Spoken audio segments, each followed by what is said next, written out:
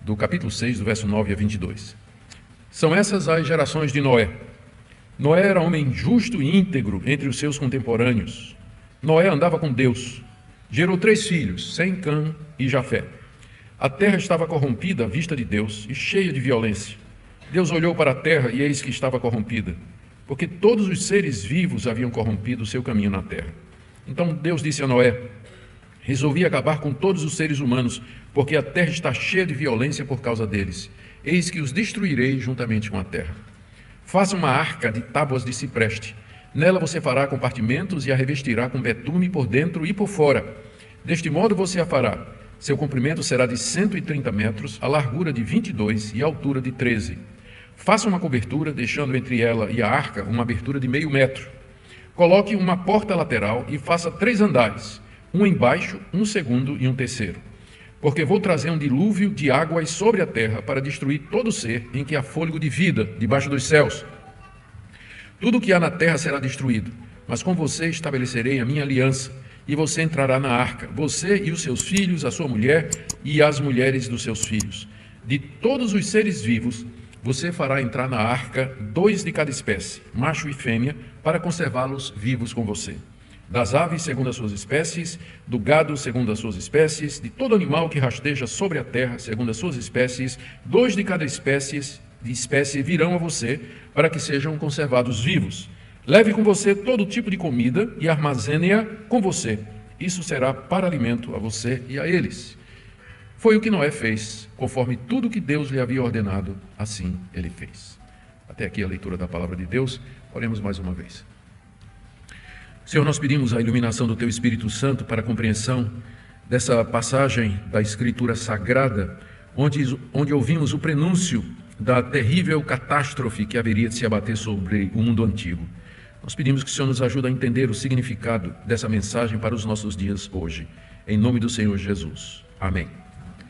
Queridos, nós chegamos agora na nossa sequência de exposições, na famosa narrativa do dilúvio e da arca de Noé. Essa não era a única narrativa da catástrofe que varreu o mundo de então. Existiam várias histórias antigas em diferentes civilizações pelo mundo afora de um grande dilúvio que tinha vindo sobre a humanidade e que somente um homem e sua família tinham escapado num barco. Há muitas histórias em civilizações de todos os continentes. Mas a mais conhecida e a mais parecida com o relato de Gênesis aqui é a epopeia de Gilgamesh, que tem origem na Babilônia no ano 1600 a.C., mais ou menos, perto da época em que Gênesis foi escrito. Ali, nesse relato, lemos que os deuses se reuniram num concílio e eles resolveram destruir a humanidade através de um dilúvio por 2 motivos. Primeiro, eles queriam evitar que a humanidade se espalhasse muito na terra. E segundo, eles faziam muita zoada. Então, eles queriam acabar com... incomodava os deuses. Os homens eram muito barulhentos. E, além do mais, eram muitos. Então, eles resolveram mandar um dilúvio para acabar com a humanidade. Os deuses concordaram, menos um, que aí secretamente avisou o seu adorador, chamado Utnapishtim, ou Atrasis, de que viria o dilúvio e que ele se preparasse. E então Utnapishtim, ele constrói um barco, que na verdade era uma grande caixa quadrada, e se salva nele com sua família, levando alguns animais. Quando a inundação cessa, Utnapishtim sai e oferece sacrifício aos seus deuses, que ficam muito alegres e prometem dar vida eterna para ele, mas ficam surpresos em descobrir que uma pessoa tinha salvado, né? Porque eles não sabiam que tinha um Deus lá que resolveu quebrar o sigilo do concílio e avisou o seu adorador. Eles ficam muito felizes, eles comem dos sacrifícios que Utnapishtim havia oferecido, mas uma vez que não deu certo o plano de acabar com a raça humana, eles criam o aborto e a infertilidade para impedir que a raça humana se espalhe. Em resumo, essa é a epopeia de Gilgamesh, de origem babilônica, 1600 anos antes de Cristo. Histórias como essa é apenas uma, né? Versões dessa história estão espalhadas pelo mundo. E mostra que houve de fato um dilúvio de grandes proporções no mundo antigo, no qual apenas uma família se salvou através de um barco. E como é que essas histórias aconteceram? A explicação é simples. Os descendentes de Noé contaram a história do que eles tinham passado para os seus filhos, que contaram para os seus filhos, que contaram para os seus filhos, que se espalharam por toda a face da terra e amoldaram a história, editaram a história de acordo com os novos deuses que eles criavam e as culturas diferentes que eles inauguraram. Isso em lugares diferentes da terra. Mas a versão correta do que tinha acontecido foi preservada pela linhagem de Sem, que era o filho mais velho de Noé, cuja descendência era a linhagem da esperança, que tem origem lá em Adão, no proto-evangelho de Gênesis 3,15, como nós vimos. Deus preservou, através dos semitas, que vão dar origem ao povo de Israel, Deus preservou entre os semitas a verdade dos fatos e resgatou e resguardou a transmissão deles até a chegada de Moisés, que aí cometeu a escrita. Trouxe a escrita, registrou o fato e chega até nós como esse capítulo que nós acabamos de ler. Vamos então para o relato de Moisés sobre o que de fato aconteceu. Lembrem que ao escrever isso, ao dizer estas coisas, Moisés está falando para um povo que sabia de todas essas histórias.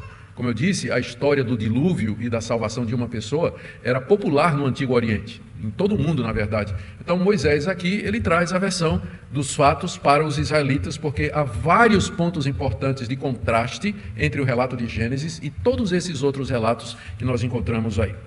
Então Moisés começa apresentando Noé, capítulo 6, de 9 a 10. Estas são as gerações de Noé. Noé era homem justo e íntegro entre os seus contemporâneos. Noé andava com Deus, gerou 3 filhos, Sem, Cão e Jafé. Aqui nós temos a terceira genealogia, ou gerações, que aparece no livro de Gênesis, verso 9. Estas são as gerações de Noé.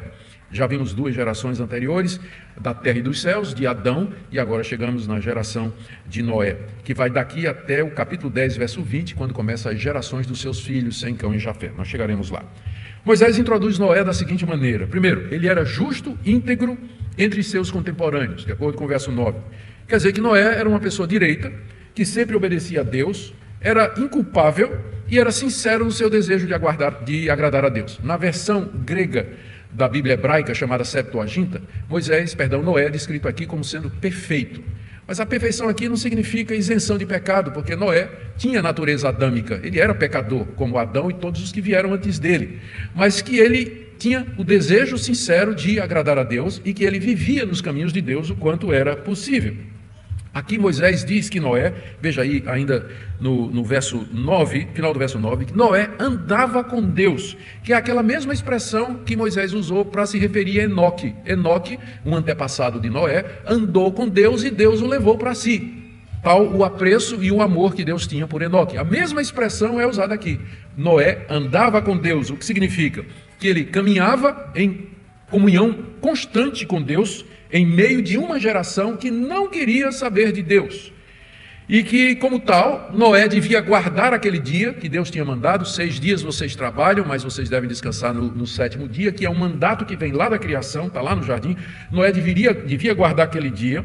Ele devia oferecer sacrifícios como a linhagem dos setitas havia aprendido no episódio de Caim, de Abel, que a maneira certa de adorar a Deus é através de sacrifícios de animais. Então ele deveria está oferecendo esses sacrifícios a Deus, e ele pregava ao povo da sua época que se arrependesse dos seus pecados, porque Deus era justo, e que Deus não ia deixar passar em vão ou em branco todas aquelas iniquidades cometidas. Tem 2 livros apócrifos escritos pelos judeus, poucos séculos antes de Cristo, chamados Jubileus e Primeiro Livro de Enoque. E lá eles dizem que Noé era um sacerdote que oferecia sacrifícios diários pela terra corrompida e que mantinha a pureza do culto a Deus, conforme transmitido pelos setitas, aquela geração que nós vimos na última mensagem. E era o único que fazia isso.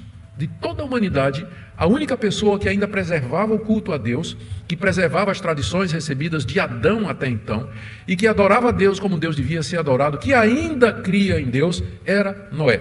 Todos os demais setitas da linhagem de Sete já haviam morrido. Matusalém, que foi o que viveu mais, deve ter morrido no ano do dilúvio, durante aquele período dos 120 anos. E os demais descendentes de Sete se misturaram com a raça de Caim, como nós vimos na mensagem anterior. Na passagem anterior, os filhos de Deus se misturando com os filhos de homens, dando então origem a todo tipo de confusão.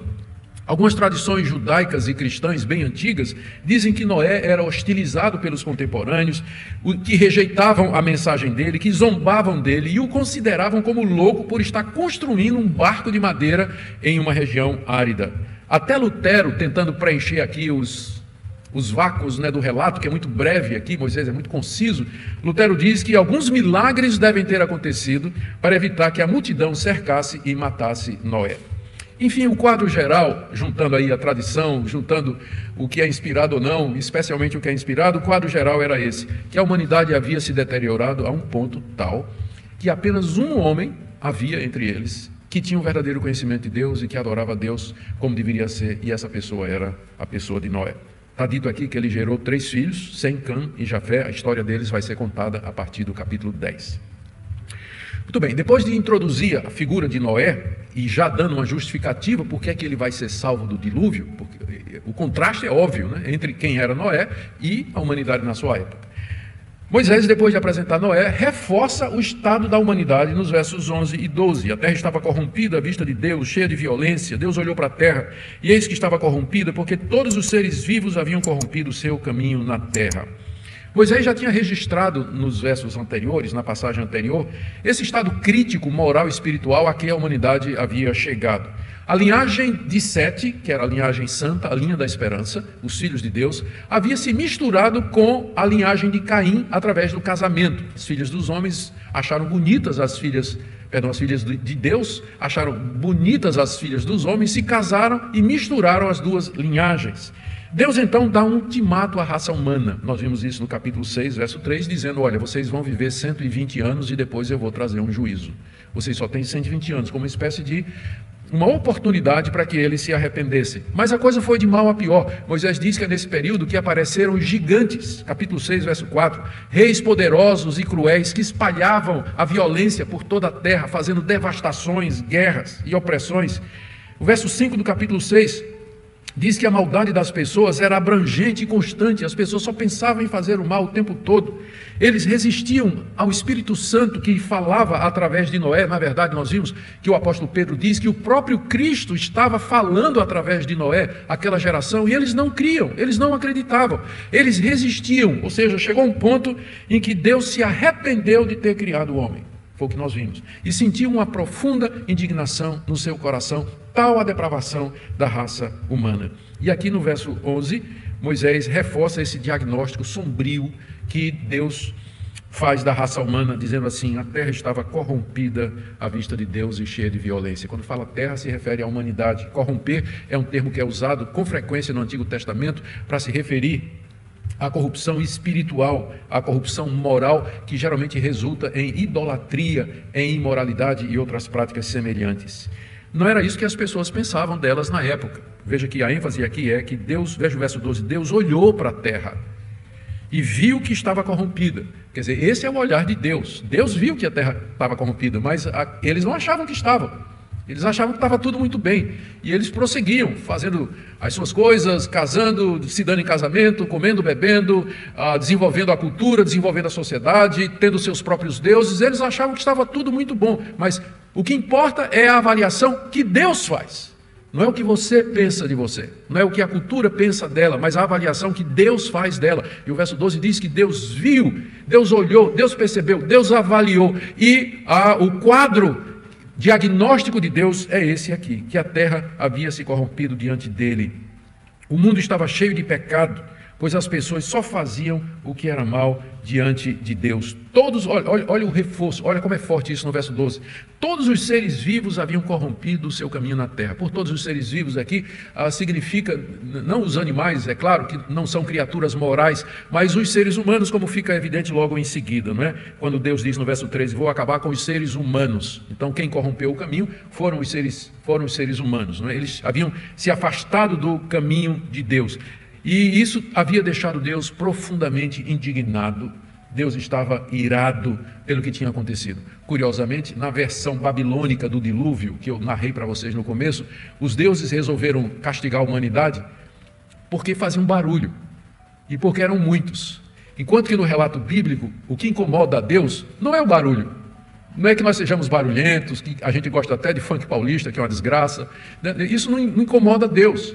Mas o que incomoda Deus é o pecado, é a desobediência, é a falta de moralidade, é a falta de andar nos seus caminhos e de obedecer a sua lei. É isso que incomoda Deus. E essa é a causa do dilúvio. E não porque a humanidade se tornou um incômodo para os deuses, né? Veja a diferença entre a verdade preservada e as lendas criadas pelos povos que viraram as costas para Deus e criaram deuses segundo a sua imagem, que não se incomodam com o pecado do homem. Na versão deles, é o barulho que incomoda os deuses. Mas na versão do Deus verdadeiro e correto, o que incomoda Deus é a nossa desobediência, é a corrupção dos nossos caminhos, é a maldade dos nossos atos.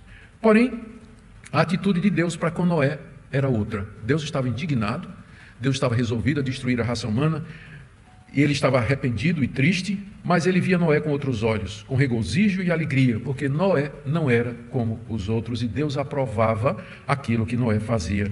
Então ele resolve poupar Noé do extermínio que haveria de vir, e o avisa do juízo que se aproxima, que é o ponto do verso 13, o verso seguinte, que diz assim: então Deus disse a Noé, em contraste com as lendas daquela época, que os deuses se reuniram secretamente para decretar a destruição da raça humana, Deus aqui chama Noé e avisa, e diz o que é que ele vai fazer. E Noé, exatamente porque era o único que temia Deus naquela época. A decisão de Deus está aí no verso 13. Eu resolvi acabar com todos os seres humanos. Deus aqui fala como Criador santo e justo, que está indignado com o ser que ele fez à sua imagem. Ele fala como aquele que tem o poder de vida e o poder de morte sobre todos os seres, porque alguém poderia questionar quem Deus pensa que é para destruir a raça humana. A resposta: aquele que tem o poder de dar a vida, ele também tem o poder de tirar a vida. O Deus que soprou o fôlego de vida no ser humano também pode retirá-lo. Deus tem todo o poder sobre nós de dar a vida e tirar a vida quando Ele deseja. É nessa condição que Ele está dizendo aqui a Noé: eu vou exterminar a raça humana, eu tenho o direito de fazer isso, porque eu sou o autor da vida, eu sou o Criador, eu sou santo e justo. Deus é o legislador e juiz. Ele submeteu a raça humana a um pacto, a um acordo, onde o homem estava obrigado a obedecer a Deus para ter a vida eterna. Caso contrário, ele seria aniquilado. Isso foi dito desde o jardim, e aqui agora Deus chegou com a fartura. Aqui são os termos do pacto que Deus tinha feito já lá no jardim. Eu vou destruir a raça humana, porque eles são incorrigíveis. A causa está aí no verso 3, eles encheram a terra de violência, quer dizer, de maldade. Aqui tem um jogo de palavras no hebraico que não aparece na língua, no nosso português. Literalmente está dizendo aqui, no verso 12, eles arruinaram a terra e eu vou arruiná-los. Há um jogo de palavras, né? Deus está dizendo que Deus castiga na mesma proporção, que Deus é justo. O castigo é proporcional ao crime cometido.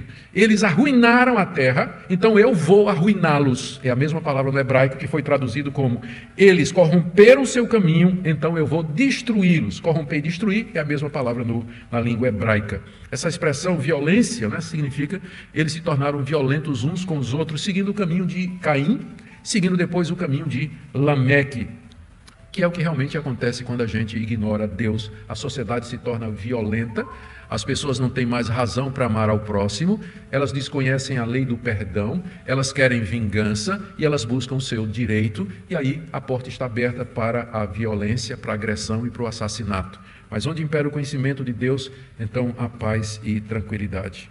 A santa semente havia se corrompido, portanto Deus vai destruir toda a terra. Então, Deus instrui Noé de que maneira ele se salvaria da destruição que haveria de vir. Está aí no capítulo 6, do verso 14 até o verso 21. Até agora, Deus não tinha dito como ele deveria destruir, ou como ele iria destruir o homem sobre a terra. Ele apenas disse: eu vou acabar com os seres humanos, vou exterminar toda a raça humana, mas ele não tinha dito como. Mas na hora que ele manda Noé preparar uma arca, fica evidente qual era a intenção de Deus. Ele ia fazer isso através de uma enchente de grandes proporções. Uma enchente de grandes proporções. Algo nunca visto antes. Algo sem precedentes. Algo inusitado que não tinha acontecido nessas 10 gerações de Adão até aqui. Como deveria ser a arca? Está aí do verso 14 ao verso 16. Verso 14 diz assim: faça uma arca de tábuas de cipreste. A palavra arca, que aparece aqui no hebraico, ela só vai aparecer Outra vez no livro de Êxodo, quando diz que a mãe de Moisés, para salvá-lo da fúria do faraó, o colocou numa arca, um cesto. Então Moisés sabia muito bem do que é que ele estava falando. Eu fico até imaginando, na hora que Moisés está escrevendo essa história, né, da experiência dele, que ele também foi salvo numa arca. É a mesma palavra no hebraico, só aparece aqui nesses dois textos. Né? Então, Moisés está revivendo, está tendo um déjà vu, né? Ele está revivendo a situação dele, quando ele conta essa história antiga, né, que veio bem antes dele, que Deus manda que Noé faça uma arca. Essa arca, nós vamos ver pelas dimensões, ela tem o formato de uma caixa bem alongada. E ela seria feita de tábuas de cipreste. Os estudiosos não têm muita certeza que tipo de madeira é essa, mas provavelmente é uma madeira resistente e resinosa, que é muito abundante nas montanhas da Armênia, atualmente próxima da Turquia e do Irã, que foi ali a região onde esse episódio se passa. E a essa altura a gente percebe que o homem já tinha aprendido carpintaria, né? Nós já vimos que eles tinham aprendido a fazer música, eles tinham aprendido a metalurgia, eles tinham aprendido a agricultura, a cuidar de gado, a fazer tenda, e aqui, a essa altura, eles também já dominam a arte da carpintaria. Bem diferente da visão que a gente recebe às vezes, né, de que os homens primitivos eram assim, o Pithecanthropus erectus, né, aquele tipo de símio semi-desenvolvido que morava em caverna e que ficava fazendo pintura nas paredes e tudo mais. A visão que a Bíblia dá aqui é de uma civilização bem avançada, com tecnologia suficiente para fazer um barco semelhante a um navio petroleiro que coubesse todo esse material que nós vamos ver aqui. Esse barco, ele diz aí no verso 14, ele tem que ter compartimentos nos seus andares. Ou seja, pense num edifício de vários andares e cada edifício, cada andar cheio de apartamentos. Deus também manda Noé revestir essa arca por dentro e por fora com betume. A palavra betume, no grego, tradução do hebraico, é a nossa palavra asfalto. É a palavra asfalto que nós temos em português. Então, o betume é uma espécie de piche, né, que esquentado, ele era jogado nas brechas e, uma vez que ele endurecia, ele impermeabilizava por dentro e por fora. E adivinhe, o mesmo processo que a mãe de Moisés fez com a arquinha, onde Moisés foi salvo. Ela betumou por dentro e calafetou o cestinho por dentro e por fora e colocou Moisés lá no rio Nilo. O alvo desse barco não era navegar, mas era flutuar. Tanto é que ele não tem nem leme e ele não tem vela, porque ele iria simplesmente flutuar. Esse era o objetivo. Deus era o capitão, né? Moisés diz aqui que não tinha nenhuma dessas coisas, né? As dimensões da arca estão aí no verso 15. E é interessante, você vai fazer desse modo, comprimento de 130, largura 22, altura 13, para a gente entender mais ou menos. Ela seria mais comprida do que o campo de futebol americano e 2 vezes mais alta do que uma casa de 2 andares. Daria para botar 10 carretas, sabe aquelas carretas enormes que a gente encontra na estrada? Se você botar 10, uma atrás da outra, esse mais ou menos é o comprimento da arca. 10 carretas daquelas enormes, então caberiam no comprimento da arca. As dimensões dela são parecidas com um navio petroleiro, comprido, não é? Mas largo o suficiente para flutuar. Bem diferente da versão de Gilgamesh, que era uma caixa. Na primeira aguinha que desce, aquela caixa ia afundar, não é? Você vê que é bem mais realista o relato de Gênesis, pensando em termos das leis naturais. A estrutura dela está no verso 16. Ela tinha que ter uma cobertura, Deus diz a Noé, e entre a cobertura e a arca, uma abertura de cerca de 45 centímetros ou meio metro. A gente não sabe direito as dimensões, porque a palavra a medida de comprimento que é usada aqui é o cúbito, que os estudiosos, ou côvado, que os estudiosos têm dúvida exatamente de quanto significa em centímetros. Por isso que se vocês têm diferentes versões, vocês vão ver que muda um pouquinho esses números. Mas em linhas gerais, ela teria uma cobertura aberta para respiração, com a abertura seria cerca de 45 centímetros entre a cobertura e os lados da arca. Teria 3 andares, também no verso 16, e uma única porta. Só tem uma porta de acesso. E embora haja muitas questões sem resposta a respeito da arca e da sua carga, ela é muito mais plausível do que a caixa quadrada de Utnapishtim.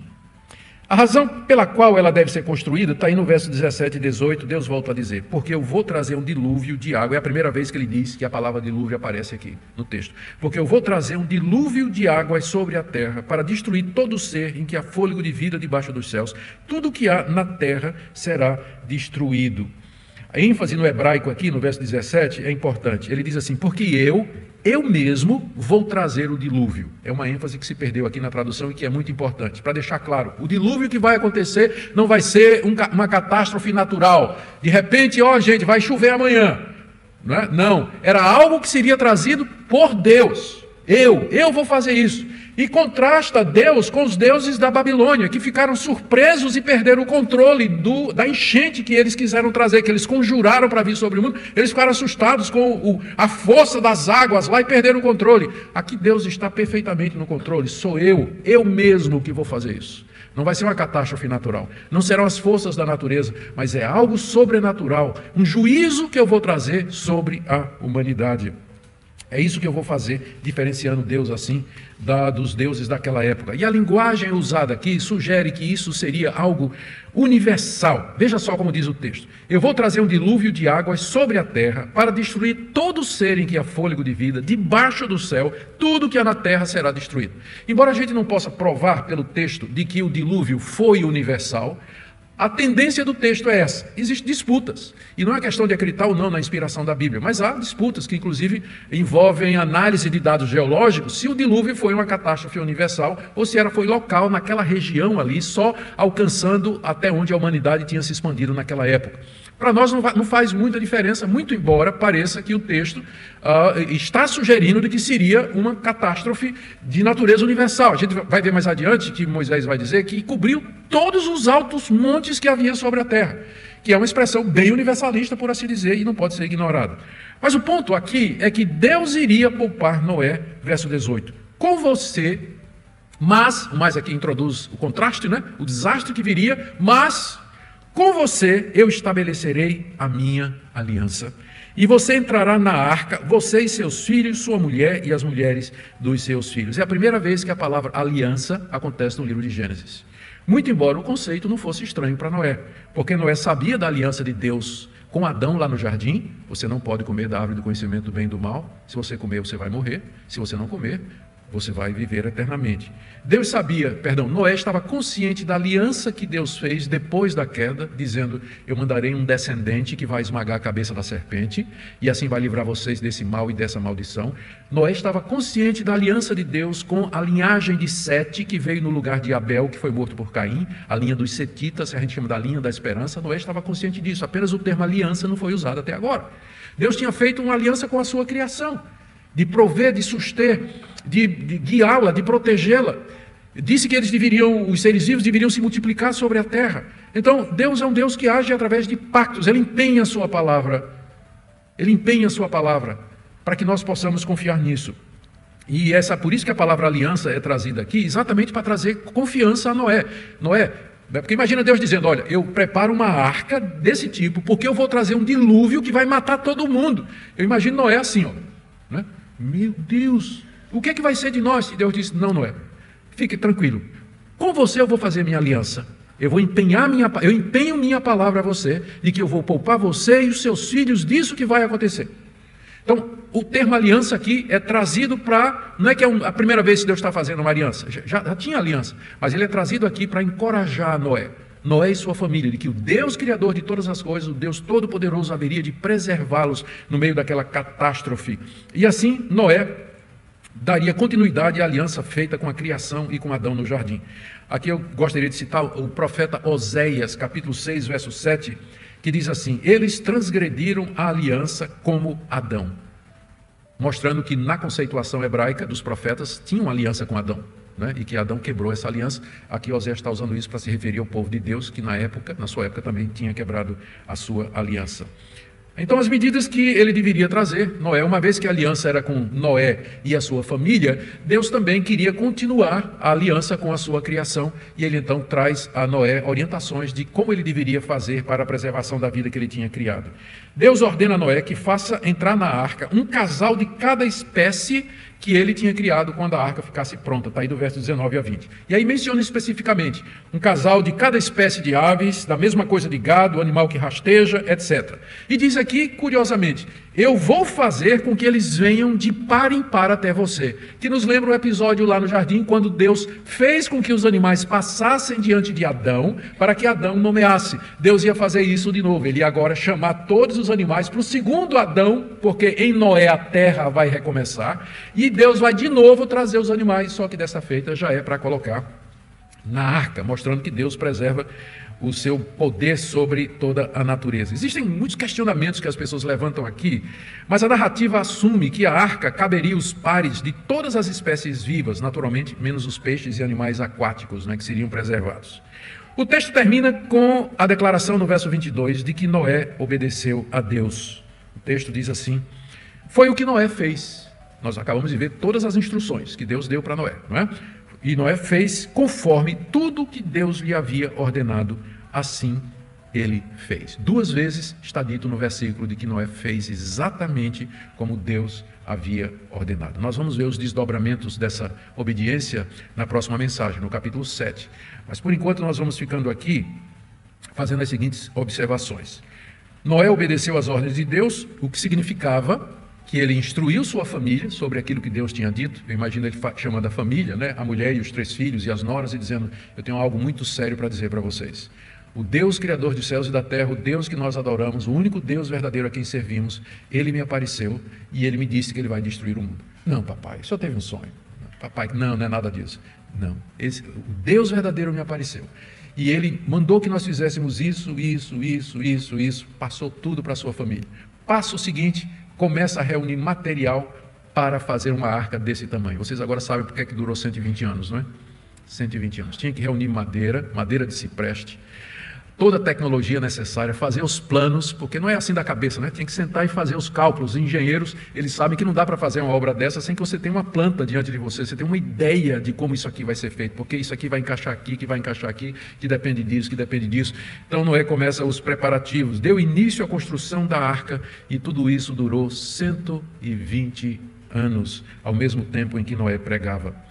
O autor da carta aos Hebreus, ele cita isso aqui, e ele nos dá uma visão neotestamentária de como nós devemos interpretar isso, de que Noé obedeceu a Deus. Eu quero ler para vocês Hebreus, capítulo 11, verso 7. Se você quiser abrir sua Bíblia aí.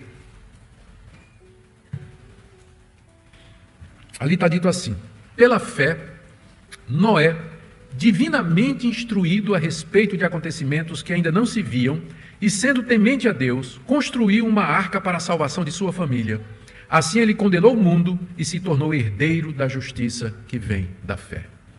Isso é o autor de Hebreus interpretando esse episódio que nós acabamos de narrar. O que é que a gente aprende aqui? Primeiro, que Noé obedeceu pela fé, porque ele creu em acontecimentos que ainda não viam. Noé prepara um barco que eu vou mandar uma enchente. Enchente? O que é enchente, Senhor?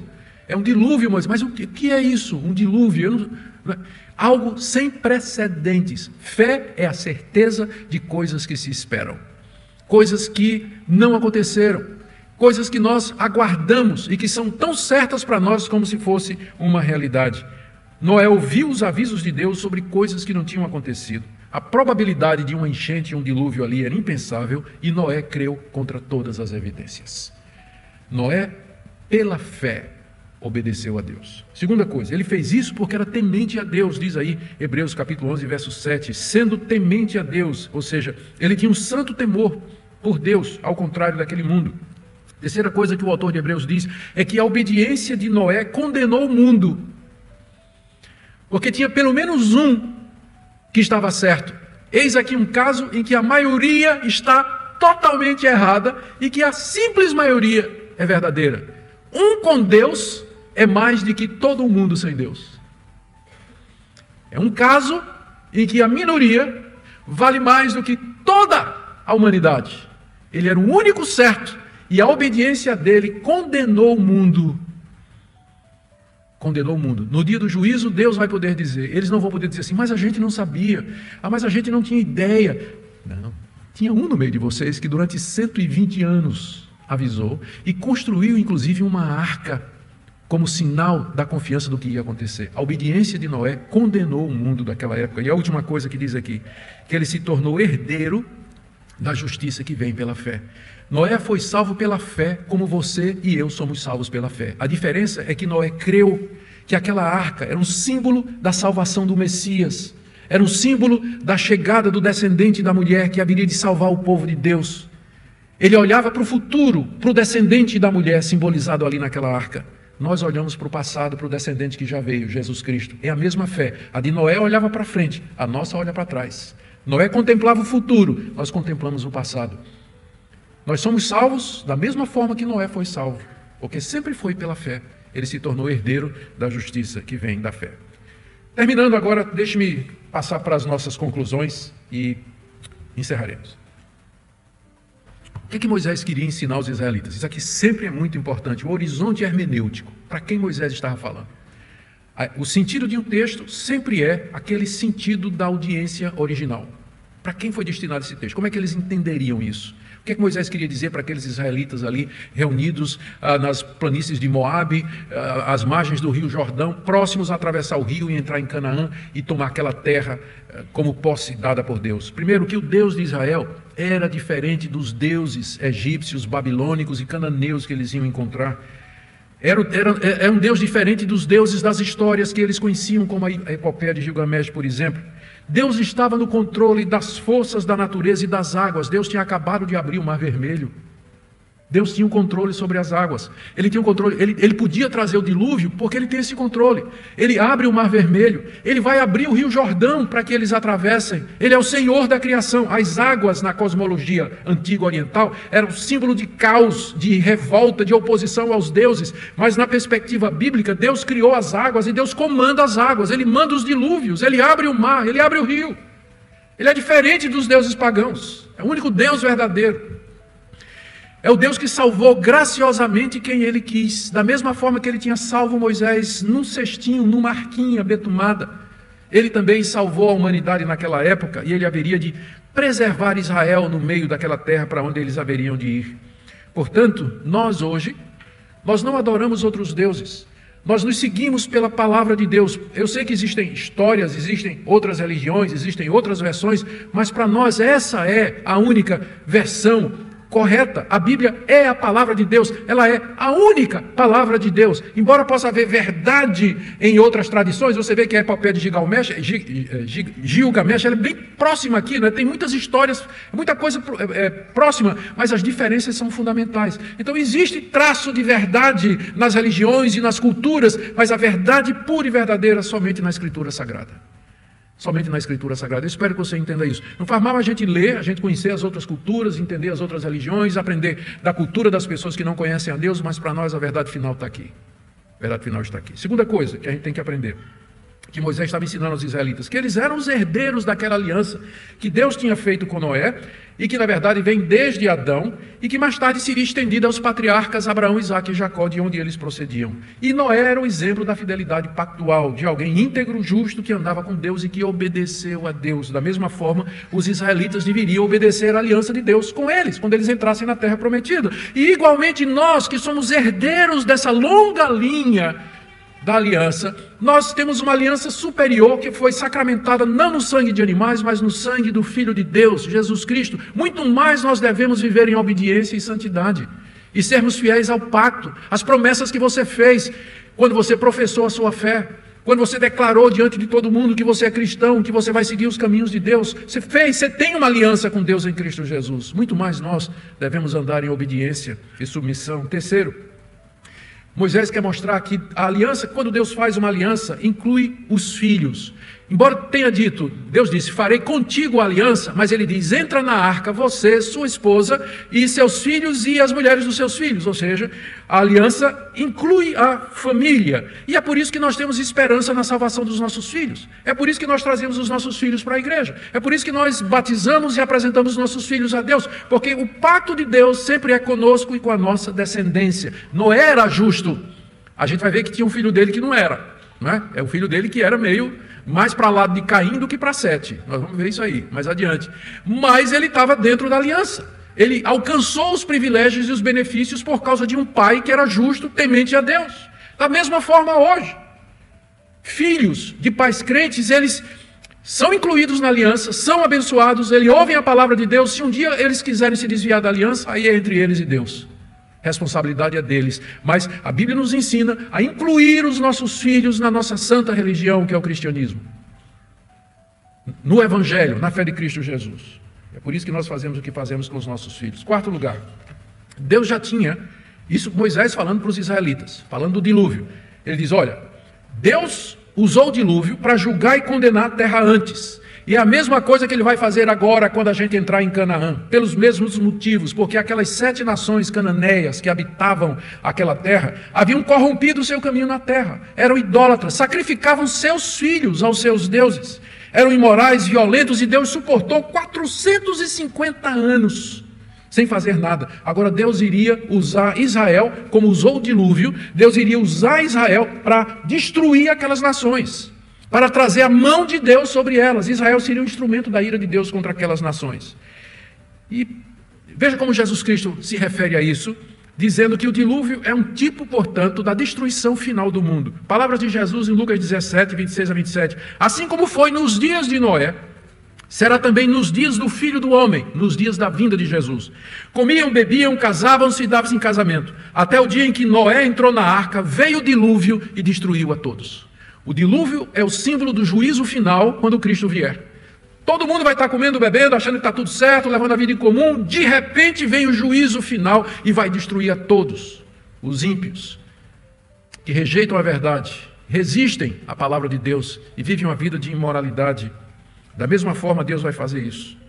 Por isso, nós aguardamos esse dia. Sabemos que Deus virá um dilúvio, mas de fogo, não mais de águas, em que Deus haverá de fazer justiça no mundo. E por último, a necessidade de crer nas promessas de Deus. Você consegue imaginar um velhinho, 120 anos, batendo com martelo e prego, junto com seus filhos, construindo uma caixa de madeira, no meio do deserto, e o pessoal passando e tirando onda com... Virou lenda, né? Tu vai para onde? Se não, vou lá para a casa de fulano. Onde é que fica? Fica 2 quadras depois do barco do velho lá, que ele está fazendo lá. Virou motivo de piada, com certeza. Mas ele não arredou. O martelo não parou de bater um único dia. Não desanimou. Ele cria em Deus. Ele cria no invisível. Ele aguardava o que nunca tinha acontecido antes, porque ele cria em Deus, ele andava com Deus, era temente a Deus. E Noé é um símbolo e uma figura do que deveria acontecer ali na Terra Prometida. Os israelitas tinham diante de si um rio para atravessar, era 1 milhão de pessoas para atravessar um rio, com crianças. Do outro lado tinha 7 nações militarmente mais poderosas e preparadas do que eles. Mas Deus estava dizendo, vocês vão entrar nessa terra e vocês vão construir. Eles precisavam ter fé da mesma maneira que Noé teve fé. E nós hoje também precisamos igualmente da mesma fé. Eu não vejo Cristo assentado à direita de Deus. Eu não vejo Deus. Eu não vejo a vida eterna. Eu não vejo os anjos. Eu não vejo o céu. Eu não vejo o inferno. Mas eu creio em todas estas coisas, porque a Bíblia me diz que elas são reais. A Bíblia me diz que haverá um juízo. A Bíblia me diz que haverá um novo céu e uma nova terra. Nós andamos pela fé hoje exatamente da mesma maneira que Noé andou há centenas de anos atrás. Porque nós somos herdeiros da mesma fé e da mesma promessa. Como está você nessa manhã? A minha expectativa é que a exposição desse texto desperte você para ver a continuidade. Nós somos a igreja, é esse povo. Noé é a igreja. Nós fazemos parte desse povo antigo, desse povo que sempre viveu pela fé, que sempre enfrentou dificuldades, que sempre caminhou no meio da ojeriza, do escárnio e da ironia da humanidade. Mas o que importa é que nós estamos com Deus. O que importa é o que Deus disse, mas contigo farei a minha aliança. Amém? Que Deus abençoe a vida de vocês. Vamos ficar em pé e nós vamos orar concluindo. Lembrando a vocês que logo em seguida o nosso irmão, o reverendo Joselito, estará trazendo a escola dominical sobre oração, hoje sobre o tema tipos de oração. Um estudo bem rico sobre as diversas maneiras pelas quais nós podemos nos dirigir a Deus. Pai amado, pedimos que o Senhor nos dê fé como Noé, que nós entendamos a natureza do cristianismo, que não é nada mais do que a continuação e o amadurecimento da fé dos antediluvianos, da fé de Abraão, Isaque e Jacó, de Davi, dos profetas, de Moisés. Dá-nos graça, ó Deus, para entendermos a nossa origem, esse povo antigo que o Senhor levantou sobre a face da terra, contra quem as portas do inferno jamais prevalecerão. Dá-nos um dia na Tua paz.